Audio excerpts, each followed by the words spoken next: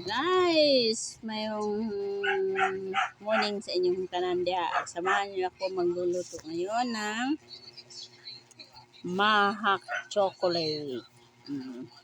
Mahak cake ng chocolate ito guys, na may maraming mga toppings guys. Samahan niyo ako, napakasarap talaga. Kani guys, ako tang ayan ang ginamit ko guys, Fuji bar, para hindi na ako mahirapan guys. Pwede rin kahit anong mga gamit ninyo gamitin o chocolate at iba pa, mga hamon or iba pa din. Kasi pwede na rin gusto ko chocolate kasi yung mga kasama namin, yung mga bata gusto ang chocolate na Fuji bar. Kahit anong pagkain basta ka chocolate gusto nila. Ito na guys. Kahit anong magkano lahat ang gamitin na Fuji bar, pwede rin. Pwede rin na tayo ay nag-fold para i-flat mo na siya masyado ng mabuti or aron mag-fold siya. Tapos habang po-fold, nag-init ka ng kasirola sa kawali. Okay. Ayan. Wala yung flavor akong gamit guys. At saka may iba pa din yung nilagay dito.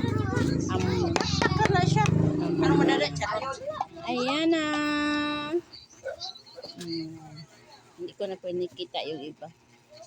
Pinainit ko na. Tapos nilagay ko na sa yung pinold ko na chocolate na Fuji bar. Talagang napakasarap ito guys. Subukan ninyo. Tama na. At lagyan mo na siya ng maraming gatas. Maraming gatas na nilagay ko. Hindi ko na pinakita yung iba kasi mataas na yung video ko. Mataas na masyado. Kasi yung iba hindi nila matapos-tapos kasi ang haba. At saka yung hamon cake, sa iba ko nilagay. Kasi marami akong pabibigyan. Na, yan. Tuno lang hanggang matigas na. 19! Talagang napakasarap ito. 19 ba? 19, 20. Ginamit ko is cornstarch at saka may jelly pa.